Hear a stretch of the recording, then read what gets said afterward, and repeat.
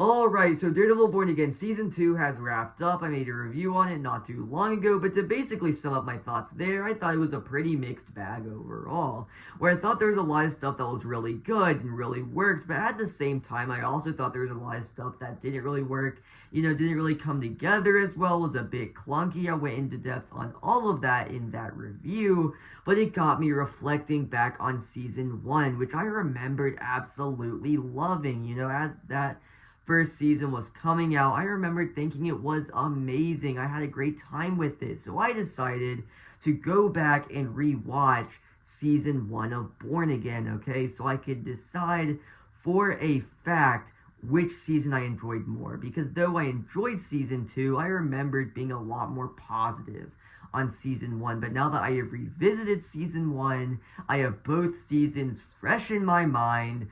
Which season did I enjoy better?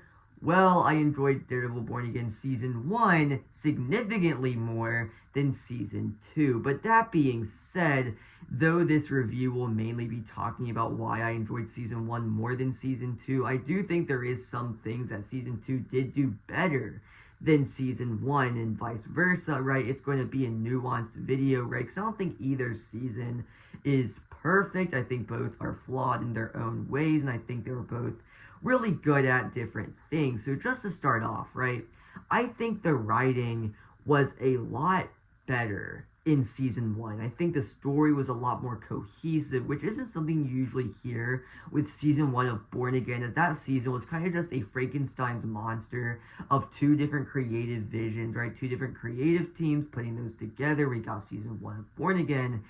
But I just thought that story came together very well, okay? You had Matt Murdock, and just following what happened to Foggy, him putting away the Daredevil suit and persona and all that stuff, and then eventually picking it back up again. I thought that was a great thing right there.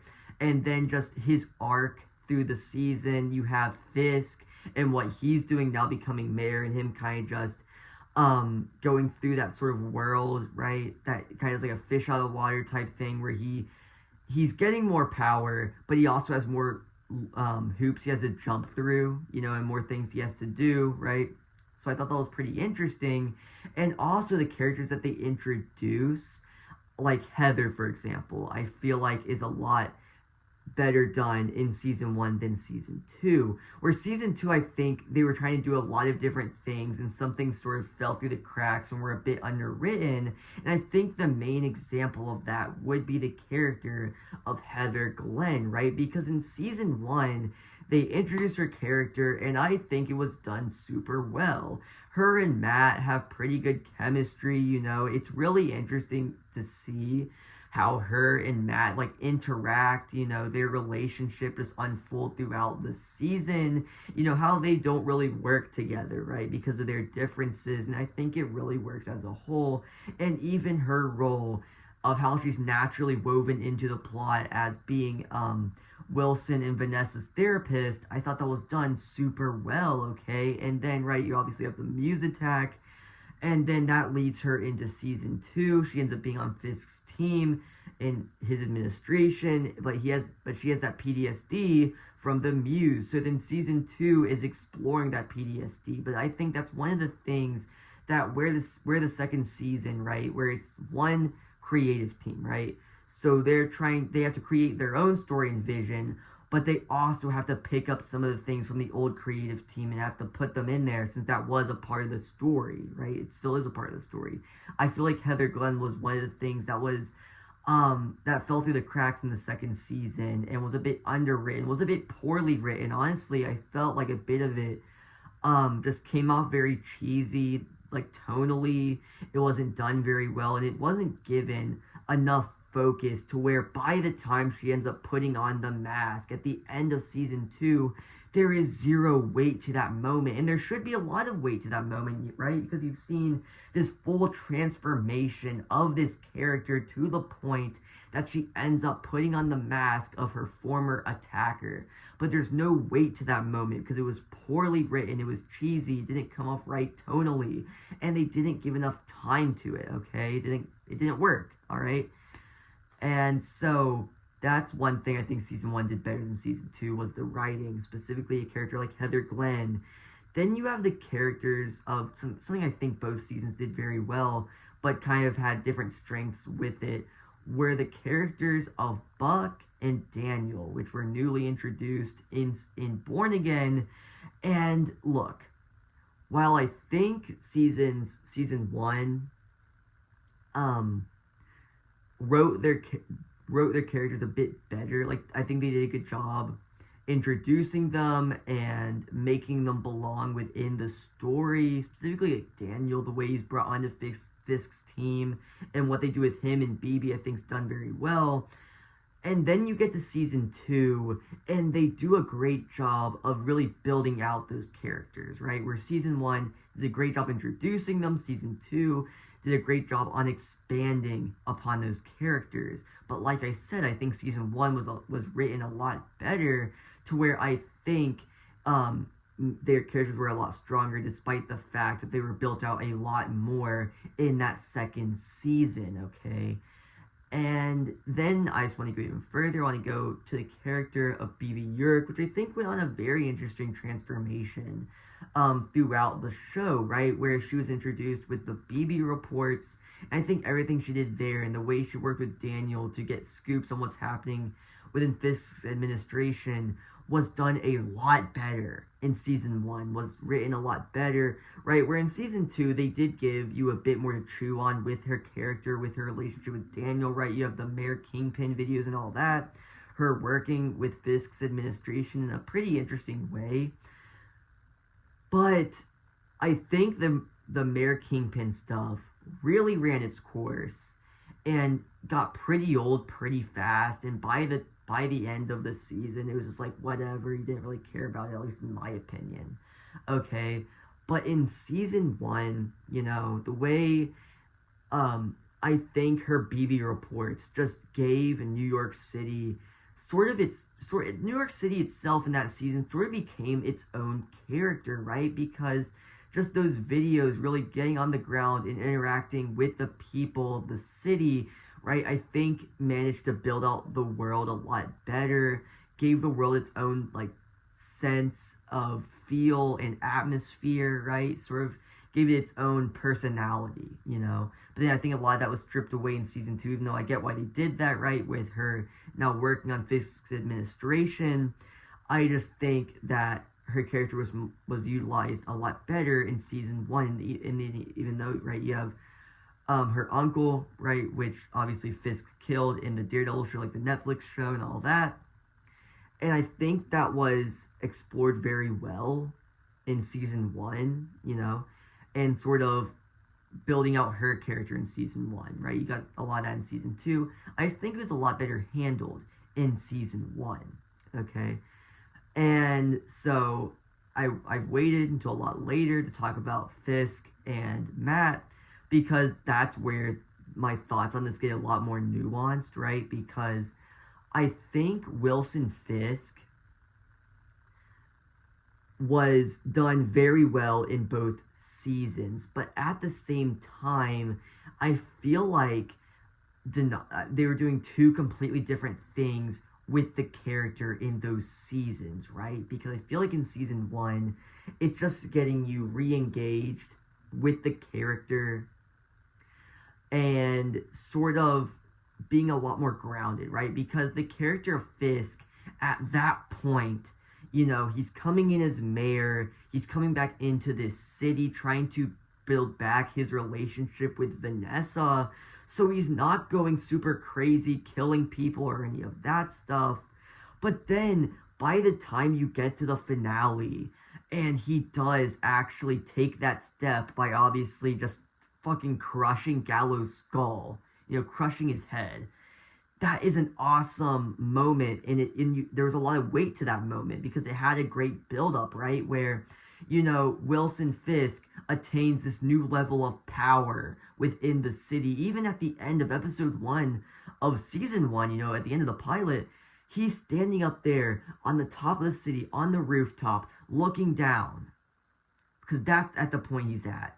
But then, throughout the rest of the show, he's kind of in this fish out of water situation, right? Where yes, he has attained this new level of power, but he also has all these hoops he has to jump through to get things done. There's even this really good part where he's trying to do the New Hook like port project, right? So he can get more money for himself, you know. And he's talking to Sheila, which is like his advisor, and he's like, okay, so how do we get this done? And Sheila's like, well, you have to do this, you have to do this, you have to do this. Well, we need to do that. We're gonna do this. We're gonna get things done.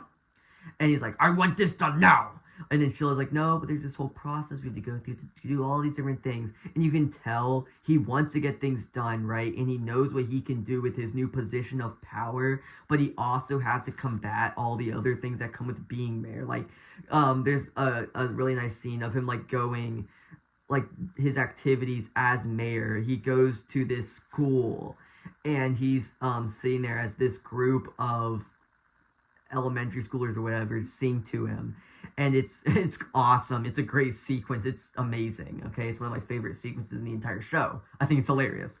And also you have him like at this place, and these people are like singing to him again, just going around being with the community and everything. Just those little things that he's not used to, right? That he's never experienced before, that fish out of water aspect, right?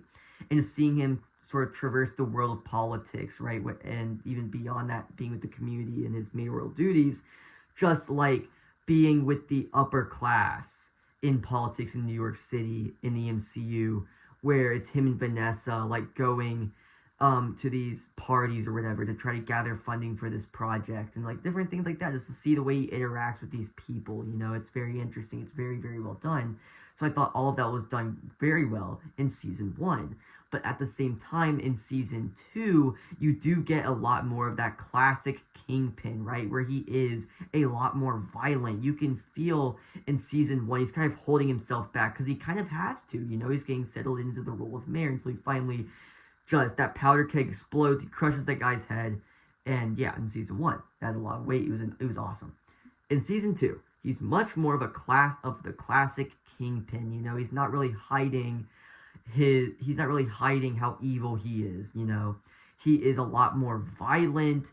He has a fight with Daredevil, which was awesome. And then even like in the final episode, right, in the finale of season 2, he's going through that whole group of protesters in the judicial building, right, where he's just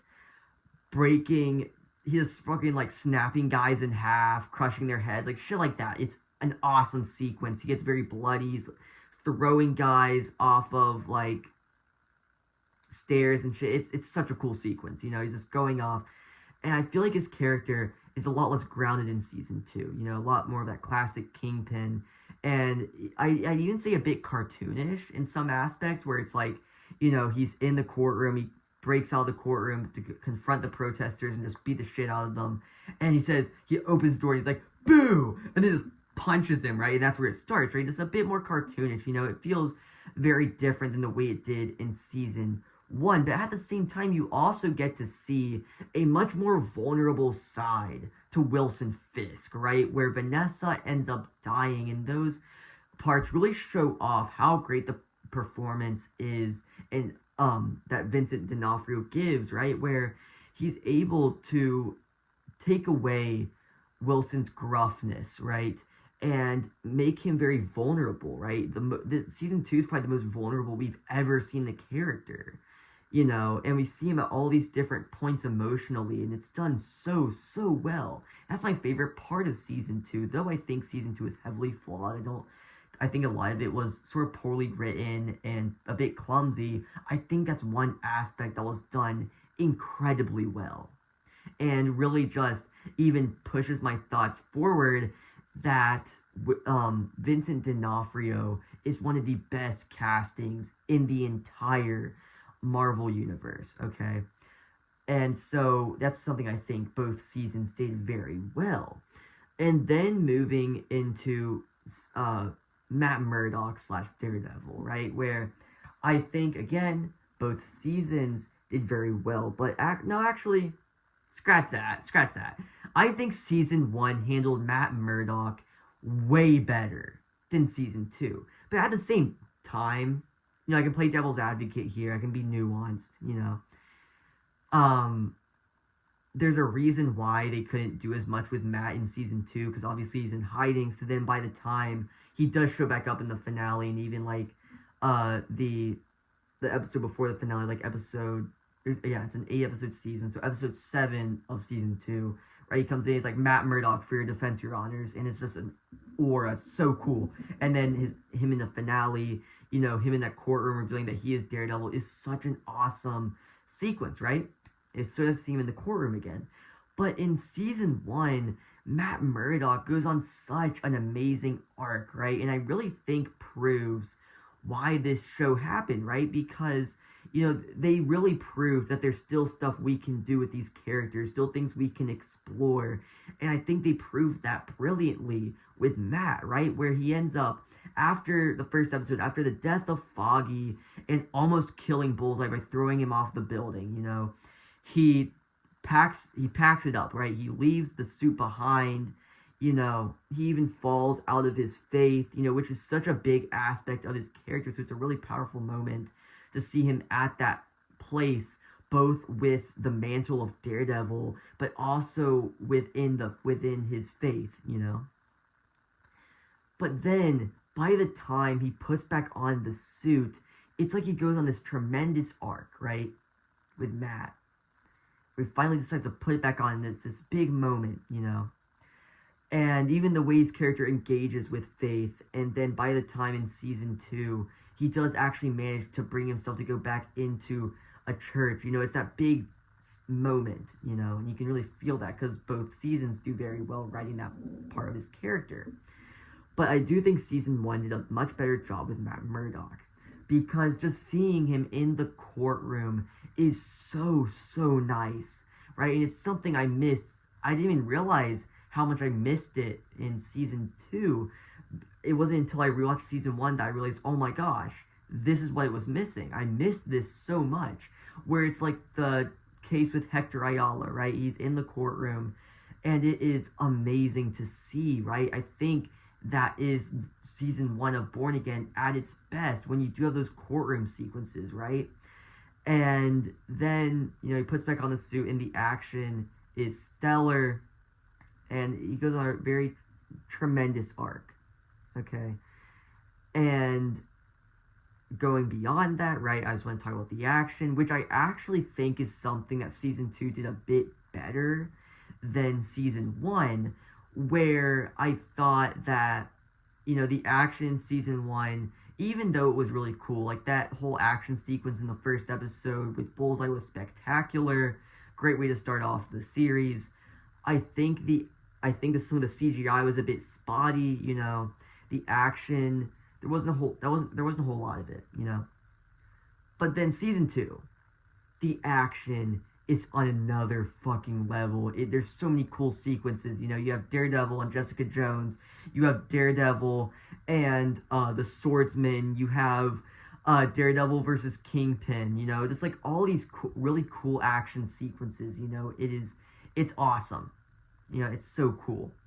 Oh yeah, Daredevil versus Bullseye. See, there's another one I just remembered off the top of my head, and it's whether he's fighting Kingpin or Bullseye, or he's teaming up with the Swordsman or Jessica Jones. It's like, it's always awesome, and the action is shot so well. It's so well choreographed. I think it's a lot more creative, and it's overall very much improved upon from season 1. Okay. And something else I thought season 2 did better than season 1 was the character of Bullseye, right? Where, he kind of goes, I covered this in my review, but he kind of goes on this twisted redemption arc, right? Where he's like, okay, if I take out the AVTF, I'm going after Vanessa and all this stuff. The AVTF is also going after Daredevil, so if I'm taking out the AVTF and they're coming after me, then I'm basically on the same team as Daredevil, and I'm a good guy. And he believes by taking out Vanessa, that's his redemption, right? And there's that whole just amazing, a lot of amazing stuff there. It's very well written, and it's very well done with this character, very well explored, and even then you have that diner action sequence which is spectacular. You have like his morning routine with New York State of Mind playing. Amazing track to play there, fantastic. and just what they do with his character. Even like he believes he's redeemed. He's like, don't worry, I'm one of the good guys. And even where they leave him at the end of season 2, I think is very cool. And I do think they did a lot of really interesting stuff with him in season 1 as well. It's just they couldn't really do as much since he was, in prison. But no, they I think that is something that season 2 did better, was the character of Bullseye. Okay? But then something that season 1 had that season 2 was sorely missing, and obviously we know why, or at least we'll presumably learn why, is the character of the Punisher, Jon Bernthal. The interaction between Matt and Punisher in season 1 is absolutely amazing, where he's talking to him about Foggy, and it's just this really great interaction, okay, where you have this split in morality between the Punisher and Matt, and it's amazing. It is absolutely fantastic, and it was sorely missed in season 2. I'm guessing we'll learn why he wasn't in season 2 in the special presentation that's coming out this coming week, but it was so nice to see him in season 1, and he was really missed in season 2, okay? And yeah, so I just think there's a lot of the story was written a lot better in season 1. Also, something else I want to talk about. The bottle episode in season 1 was amazing, okay? That episode in the bank, I think, was great, and you never really got that room to breathe within season 2, where I think season 1, that bank episode specifically gave the characters room to breathe. I didn't really feel like there was any of those moments in season 2, just because of how short that season was. Season 2 was shorter than season 1. I find that ridiculous, because in season 2, while I think a lot of it really did work, I think a lot of the reason I felt like I was pretty mixed on it was because the season was too short to really flesh out a lot of things and really give enough things focus, right? So it felt pretty rushed. It was just going from one thing to another, where, season 2 gave us that extra episode, that bank heist episode. It was just a small little bottle episode separate from the rest of the series, but it was there, and I really appreciated it. Number one, because it just gave us more time to spend with Matt, and I just think it was very well done. Just gave us more time in this world, which I love. And it was great. I thought it was fantastic, but we never really got any of that room to breathe in season 2. I know a lot of people were pretty mixed on that episode from season 1, but I loved it. I thought it was absolutely amazing. And honestly, I love season 1 of Born Again. I think season 2 doesn't work as well in a lot of ways. I thought a lot of stuff, like in the writing, just wasn't that good. Okay? And yeah. So, if you guys enjoyed today's video, also, I'm going to do a separate video talking about the finales and comparing and contrasting those and which one I like better. But yeah, I like season 1 better. If you guys enjoyed today's video or any of my other content, please consider subscribing, and I'll see you in the next one. Goodbye.